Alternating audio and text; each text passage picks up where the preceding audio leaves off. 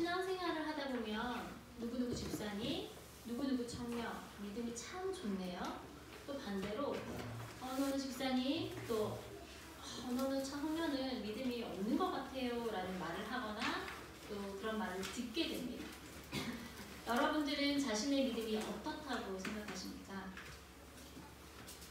마음속으로 한번 대답해 보시겠습니까? 자기만 알 수 있도록. 어떤 사람은 자신의 믿음이 좋다라고 평가하기도 하고, 또 어떤 사람은 자신의 믿음이 예전보다 조금 안 좋다라고 생각할지도 모릅니다. 그렇게 평가하셨을지도 모릅니다. 나름대로 자신의 믿음에 대하여 평가하셨을 텐데요. 하셨죠? 네, 그렇다면 믿음이 좋다, 안 좋다의 평가 기준은 무엇일까요? 무엇으로 자신의 믿음이 좋다 또는 안 좋다라고 평가하셨나요? 일주일에 예배를 몇 번 드리고, 또 말씀을 얼만큼 읽고, 기도를 몇 시간 하고, 전도를 하고, 헌금하고, 봉사하고, 또 코로나 사태지만 집에 있지 않고 교회에 나와서 예배를 드릴 수 있다고 했던 이 모든 것들이 자신의 믿음의 평가 기준이 되지는 않았나요? 또한 우리는 자신만의 그 믿음의 평가 기준을 가지고 다른 사람의 믿음 또한 평가할 때가 있습니다. 말씀 읽기, 기도, 전도, 헌금, 봉사, 이러한 기준이 우리의 믿음을 평가할 수 있을까요? 많은 그리스도인들이 믿음에 대하여 말할 때 무슨 일을 하고 업적을 세워야 믿음이 좋다라고 착각합니다. 무슨 일을 해야 되고, 봉사를 해야 되고, 헌금을 많이 해야 되고, 공로를 세워야지만 믿음이 좋아지고, 하나님께서 나를 인정해 주실 것 같은 그런 강박관념에 사로잡혀 있는 그리스도인들이 많이 있습니다. 그렇다면 믿음이 무엇일까요? 신앙생활을 오래 하였지만, 또 모태신앙이지만 믿음이 무엇입니까? 라고 물어본다면 뭔가 알 것 같으면서도 표현하기 어렵고 당황스럽다면 믿음에 대한 정확한 이해가 부족하다고 말씀할 수 있습니다. 믿음에 대한 이해가 부족하다고 하니 혹시 마음에 좌절이 되거나 절망하는 마음이 생기지 않습니까? 그렇지 않으면 다행인데요. 혹시나 좌절하거나 절망한다는 마음이 있으면 그렇지 않아도 됩니다. 왜냐하면 오늘 하나님께서 주신 말씀을 통해 믿음에 대하여서 함께 나누고자 합니다. 성경의 인물 중에 믿음의 조상이라는 별명을 가진 사람이 있습니다. 누구죠? 맞아요. 그 사람 바로 아브라함이죠. 아브라함의 고향은 갈대아 우르입니다. 메소포타미아의 문명에 시작된 근원지죠. 지금의 지역을 따지자면 이라크 지역입니다. 아브라함의 아버지 데라는 가족을 데리고 갈대아 우르에서 가나안 땅으로 이동하다가 하란이라는 지역에 머뭅니다. 그리고 데라는 그 하란에서 죽습니다. 아버지 데라가 죽자 그의 아들 아브라함이 이제 가장이 되었습니다. 이제는 아브라함이 모든 가족들과 가축과 재산을 책임지고 이끌어야 했습니다. 그때 하나님께서는 아브라함에게 찾아오셔서 말씀하십니다. 우리가 오늘 읽었던 본문 말씀 창세기 12장 1절 2절 말씀입니다. 여호와께서 아브라함에게 이르시되 너는 너의 고향과 친척과 아버지의 집을 떠나 내가 내게 보여줄 땅으로 가라. 내가 너로 큰 민족을 이루고 내게 복을 주어 내 이름을 창대하게 하리니 너는 복이 될지라. 하나님께서는 아브라함에게 익숙한 곳을 떠나 새로운 땅으로 가라고 명령하십니다. 그리고 아브라함에게 큰 민족을 이루고 복을 주어 내 이름을 창대하게 하리라고 약속하셨습니다. 하나님께서는 아브라함에게 많은 자손을 주겠다, 그리고 자손이 살 땅을 주겠다, 또 너에게 복을 주시겠다라고 세 가지를 약속하셨습니다. 아브라함은 하나님의 명령을 따라서 아내 사라와 조카 롯을 데리고 가나안 땅으로 떠날 때에 그의 나이가 75세였더라라고 되어 있습니다. 아브라함의 이러한 결정은 쉬운 결정이 아닙니다. 안정적인 생활을 버리고 한 번도 가보지 않은 그 미지의 땅을 간다는 것은 하나님께 자신의 운명을 완전히 맡기지 않으면 안 되는 일이었습니다. 그럼에도 불구하고 아브라함은 하나님과의 명령과 그 약속을 그대로 받아들였습니다. 그래야 우리 많은 사람들은 아브라함을 믿음의 조상이다, 하나님의 말씀을 받아들이고 그 믿음대로 떠났다 라고 많이 생각하고 그렇게 알고 있습니다. 그런데 아브라함이 하나님의 약속을 그대로 받아들이고 믿었음에도 불구하고 하나님을 믿지 못한 행동들이 나타납니다. 아셨습니까? 아브라함은 그냥 100% 모든 생활을 다 믿음으로 행했다고 생각하지만 그렇지 않습니다. 하나님의 명령을 받고 아브라함은 가나안 땅으로 들어갑니다.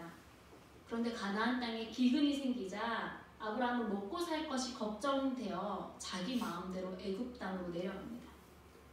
애굽 땅으로 내려가니 자기의 아내 사레가 너무너무 예뻐서 사람들이 자기 아내 사레 때문에 자기를 죽일까봐 사라를 누구라고 이야기하죠? 자기 누이라고 속였습니다.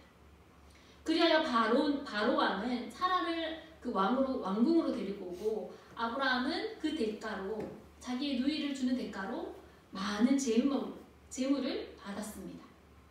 그러나 하나님께서는 바로에게 큰 재앙을 내리셔서 사라를 아브라함에게 다시 돌려보냅니다. 어떻게 이런 사람이 믿음의 조상이 될 수 있을까요? 자기 아내를 누이라고 속이고 그 대가로 재물까지 받아먹었던 그 아브라함이 어떻게 믿음의 조상이 될 수 있을까요? 이뿐만이 아닙니다. 하나님께서 자손을 주시겠다고 약속하셨는데 아브라함에게는 자식이 없었습니다. 그러자 아브라함은 자신의 종 엘리에살이 상속자가 되겠냐고 하나님께 물었습니다. 그랬더니 하나님께서 아니다, 너의 몸에서 날 자가 너의 상속자가 되리라고 말씀하시면서 하늘 별을 세어보아라 라고 이야기합니다. 하나님, 하늘의 별이 너무 많아서 셀 수가 없습니다 라고 이야기하자 하나님은 하늘의 별만큼 너에게 그 자손이 번성하게 될 것이라고 약속하셨습니다. 그리고 아브라함은 또 하나님께 물었습니다. 하나님, 이 가나안 땅을 저에게 주신다고 약속하셨는데 그 약속을 제가 어떻게 알 수 있겠습니까? 라고 묻자 하나님께서는 아브라함에게 3년 된 암소와 3년 된 암염소와 3년 된 순양과 산비둘기와 집비둘기 새끼를 가져오라고 하시면서 앞으로 일어날 일들을 아브라함에게 보여주십니다.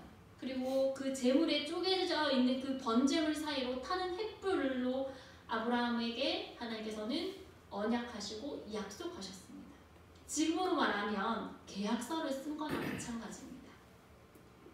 아브라함의 씨로 자손이 많아지며 큰 민족을 이루겠다는 약속을 기다린 지 10년이 지나도 사라는 출산하지 못했습니다. 그래서 사라는 그의 몸종인 하갈을 통해 아브라함의 아들 이스마엘을 낳습니다. 아브라함의 이러한 행동은 믿음 있는 행동일까요? 믿음의 조상이라고 불릴만 할까요? 하나님의 약속의 말씀을 듣고 믿고 그렇게 살아갔던 아브라함이 했던 행동을 잘 살펴보면 믿음 있는 행동이라고 말할 수 있습니까? 하나님께서는 하나님의 언약의 말씀을 믿지 못하고 자신의 생각대로 행동한 아브라함을 불러 또 약속하십니다. 창세기 17장에 보시면 하나님께서는 아브라함을 아브라함으로 사레를 사라로라는 이름으로 새로이 지어주시면서 아브라함과 그 자손의 남자들은 포피를 베어 할례를 행하게 하십니다. 할례는 하나님과 아브라함의 언약의 표징입니다. 하나님께서는 자식을 주시겠다라고 약속하셨지만 아브라함의 나이는 벌써 99세가 되었습니다. 75세에 부르시고 99세가 될 때까지는 24년의 기간이 흘렀습니다. 사라를 통해 아들을 주시겠다라고 약속하시는 하나님의 말씀을 듣고 아브라함은 이제 엎드려서 웃으며 답합니다. 하나님, 100세 된 사람이 어떻게 자식을 낳을 수 있겠습니까? 사라도 이제 90세입니다. 그냥 이스마엘이나 하나님 앞에 살아가기 원합니다. 아브라함은 이제 자식 낳기를 포기했습니다. 아니요, 자신이 늙었고 사라는 이제 더 이상 아이를 낳을 수 없는 몸이 되었습니다. 생물학적으로 아이를 낳을 수 없는 몸의 상태가 되어서 더 이상 아이를 낳을 수가 없어서 아브라함은 포기해야만 했습니다. 그럼에도 불구하고 하나님께서는 내년 이맘때에 아들을 낳을 것이라 말씀하시면서 그의 이름을 이삭이라 하라고 하십니다. 하나님께서는 이삭에게도 그 언약을 세우시고 그 후손에게도 영원한 언약을 세우겠다라고 말씀하십니다.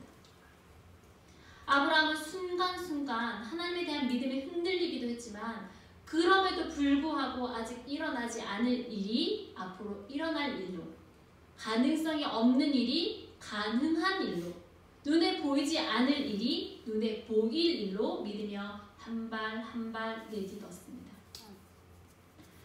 아브라함은 자식이 없었을 때에 하나님의 말씀을 믿으며 받아들였습니다. 아브라함은 이방인으로 가나안 땅에 머무르면서 그 땅을 기업으로 주실 것을 믿었습니다. 아브라함은 자신을 통하여 모든 민족이 복을 받게 될 것이라는 약속의 말씀을 믿음으로 받아들였습니다. 아브라함의 이 믿음은 하나님께서 의롭다고 여기신다라고 말씀하셨습니다. 로마서 오늘 읽었던 우리 본문 말씀 로마서 4장 3절에요. 그렇게 나와 있습니다. 성경에 무엇을 말하느냐? 아브라함이 하나님을 믿음에 그것이 그에게 의로 여겨진 바 되었더라. 아브라함이 하나님을 믿음에 그것이 그에게 의로 여겨졌다라고 말씀하십니다. 바울은 로마서 4장에서 아브라함의 이야기를 신학적으로 다룹니다. 우리가 창세기 말씀도 읽었고 로마서 말씀도 읽었습니다. 당시 바울은 율법을 강조하는 유대인들과 대립하고 있었습니다. 율법은 모세의 권위에서 나온 것이기에 유대인이라면 모두 율법을 지켜야만 했습니다. 유대인들의 믿음의 조상으로부터 내려오는 율법을 지킴으로 의에 이르고 구원을 받는다고 생각했습니다. 율법을 지켜야지만 우리가 구원을 받는다. 유대인들은 그렇게 생각했습니다. 그리해서 해야 할 율법과 하지 말아야 할 율법을 무려 613가지나 만들어 놓고 그 율법을 지키는 자들은 의로운 자다. 하나님의 백성이 될 수 있다라고 생각했습니다. 이러한 생각은 기독교인이 된 유대인들에게도 똑같았습니다. 기독교인이 된 유대인들은 누구냐면 유대인입니다. 그런데 그들이 예수님의 그 사건을 받아들인 유대인들입니다. 예수님이 하나님의 아들이시며 예수님의 그 십자가와 부활을 믿음으로 구원을 받는다는 사실을 받아들였지만 그 사람이 바로 유대 기독교인들이지만 그럼에도 불구하고 율법을 지켜야 된다고 생각했습니다. 예수 그리스도로 말미암아 구원을 받는다는 것을 믿음으로 고백했습니다. 그럼에도 불구하고 우리는 율법을 지켜야만 한다. 이게 바로 유대 기독교인들의 사상이었습니다. 그러나 바울은 유대 기독교인들의 생각이 옳지 않다라고 지금 이 말씀에서 주장합니다. 왜냐하면 예수 그리스도의 이후로 율법의 행위는 더 이상 구원의 절대적인 조건이 될 수 없기 때문입니다. 율법으로 말미암아 구원을 받을 수 없기 때문입니다. 왜요? 예수 그리스도의 그 십자가 사건과 부활 때문에요. 그리하여 바울은 유대 기독교인들이 잘 이해할 수 있도록 아브라함의 이야기를 예를 들어 설명합니다. 유대인들이 가장 존경하는 인물이 아브라함 그리고 다윗이었습니다. 그리하여 아브라함의 이야기를 가지고 유대 기독교인들이 이 율법이 구원의 절대적인 조건이 아니구나 라고 알려주기 위해서 아브라함의 이야기를 하게 되었습니다. 아브라함은 하나님께 약속을 받은 사람이며 아브라함의 약속이 오늘까지 이어진다고 생각한 이 유대인들이 아브라함을 절대적인 인물로 생각합니다. 그래야 바울은 로마서 4장 1절에서 3절에 아브라함에 대해서 이야기합니다. 그런즉 육신으로 우리 조상인 아브라함이 무엇을 얻었다 하리요? 만일 아브라함이 행위로 의롭다 하심을 받았으면 자랑할 것이 있으려니와 그러나 하나님 앞에서는 없느니라. 성경이 무엇을 말하느냐? 아브라함이 하나님을 믿음에 그것이 그에게 의로 여겨진 바 되었느니라. 바울은 아브라함이 하나님으로부터 의롭다고 인정받은 근거는 율법이 아니라 믿음이라고 말합니다. 유대인들이 절대적인 인물로 생각하고 있는 그 아브라함도 율법을 실천해서 구원받은 것이 아니라 하나님을 믿음으로 의롭게 되었다라고 말합니다. 아브라함은 하나님의 선택을 받았고 언약을 믿었으며 모든 민족의 조상이 되는 특권을 받았다는 그 사실이 유대인들이 잘 알고 있는 구약 성경에 기록되어 있습니다. 율법은 죄를 깨닫게 하지만 죄를 해결할 수 없습니다.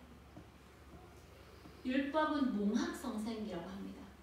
율법을 통해서 이게 죄구나, 이게 죄가 아니구나, 하나님 이거 싫어하시구나 라고 그것을 죄를 알게 하고 죄를 깨닫게 하지만 그 율법이 죄사함을 주거나 구원을 줄 수는 없다는 것입니다. 그래야 바울은 율법이 아니라 믿음으로 의롭게 되었음을 로마서 4장 13절에 다시 한 번 더 강조합니다. 아브라함이나 그 후손에게 세상의 상속자가 되리라고 하신 그 언약의 말씀은 율법으로 말미암은 것이 아니요 오직 믿음으로 의로 말미암은 것입니다. 오직 믿음으로. 아브라함 시대에는 율법이 없었습니다. 그렇죠? 생각해 보십시오. 아브라함 시대는 율법이 없었습니다. 하나님께서 모세에게 율법을 주신 것은 모세의 시대입니다. 그 율법의 그 10가지 명령이 세분화되어서 613가지나 되었다고 합니다. 그래도 아브라함은 율법이 없었던 그 아브라함은 하나님의 후손이 될 수 있는 언약을 받았습니다. 하나님의 언약에서 필요한 것은 율법이 아니라 오직 믿음이었기 때문입니다. 고향을 떠나서 하나님이 명령하는 가나안 땅으로 가라는 것도 믿음 때문에 갔습니다. 사라와의 사이에서 아들을 낳지 못하여 이스마엘입니까? 엘리에셀입니까? 라고 방황했지만 하늘의 별처럼 많은 자손을 주겠다는 하나님의 약속도 결국에는 믿음으로 받아들였습니다. 그리하여 그 약속의 결과로 아브라함은 100세 때 아들 이삭을 낳았습니다. 그런데요. 이제는 하나님께서 아브라함을 시험합니다. 이때까지 아브라함이 의심하여 하나님 저에게 증거를 보여주세요. 이렇게 하면 되겠습니까? 혹시 이거 아닙니까? 라고 계속 아브라함이 물었는데 이제는 하나님께서 아브라함을 시험하십니다. 100세에 주신 하나밖에 없는 아들 이삭을 하나님께 번제로 드리라는 것입니다. 아브라함의 마음은 어땠을까요? 하나님 어떻게 이러실 수가 있습니까? 겨우겨우 힘들게 줬다가 이제 뺐습니까? 하나님 정말 실망이에요 라고 생각했을 텐데 아브라함은 그렇지 않았습니다. 아브라함은 한마디 대꾸도 하지 않고 하나님께서 말씀하신 그날 이후로 아침 일찍 일어나 모리아 산으로 갈 준비를 합니다. 아들 이삭을 번제로 드리기 위하여 나무를 싣고 아들을 이삭을 데리고 불과 칼을 가지고 모리아 산으로 올라갑니다.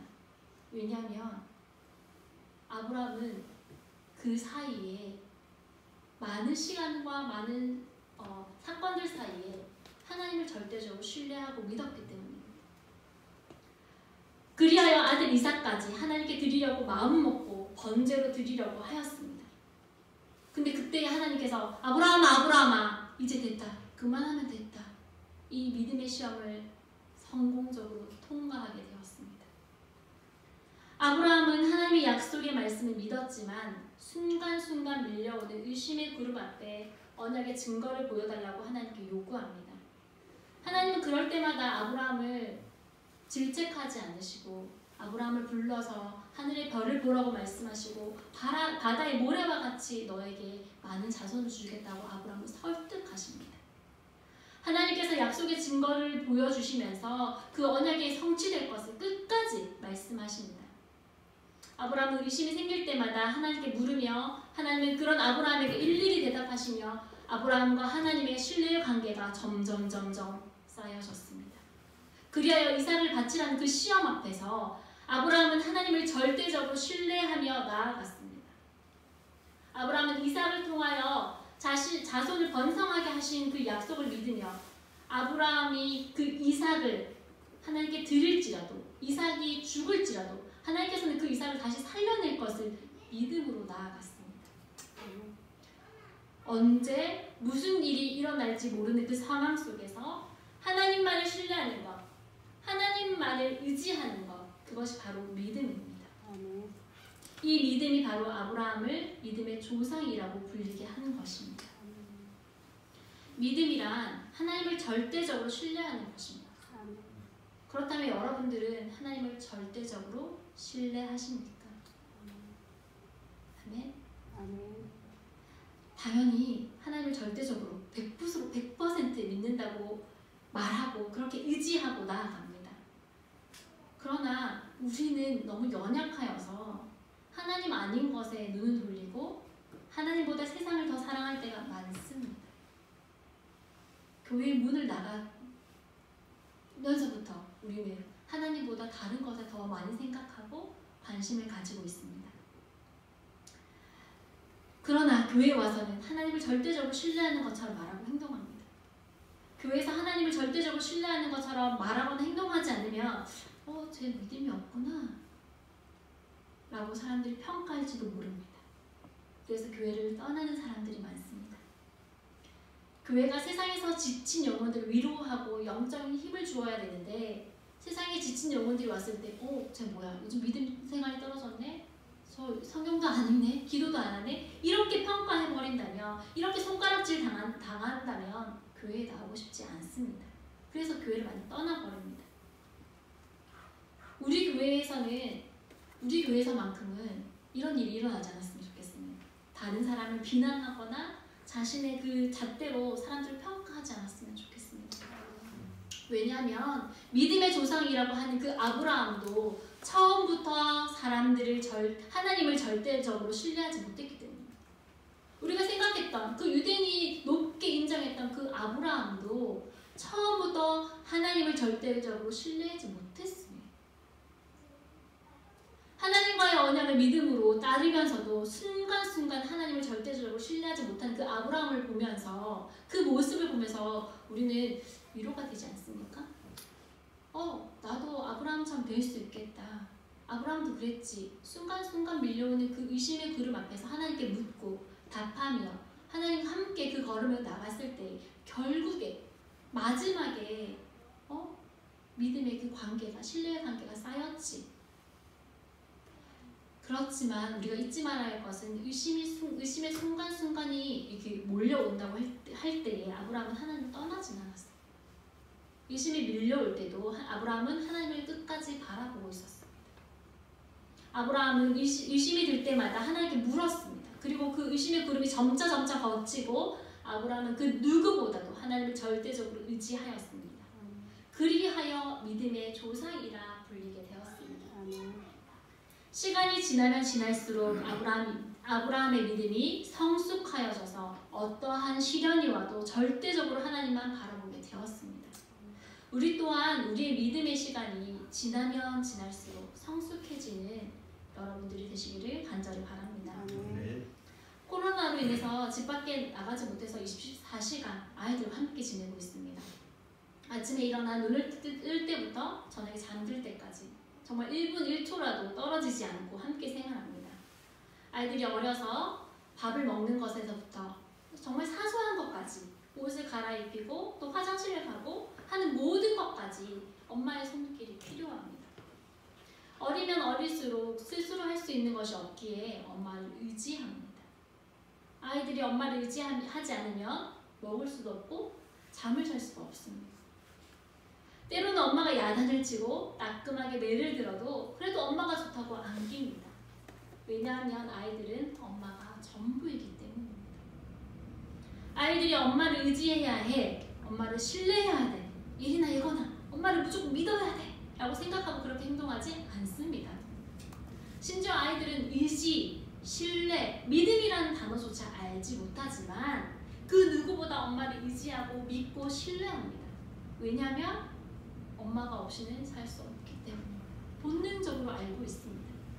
이런 아이들의 모습을 보면서 우리도 하나님 앞에 앞에 이런 어린아이와 같이 행동해야 하는구나라고 느꼈습니다.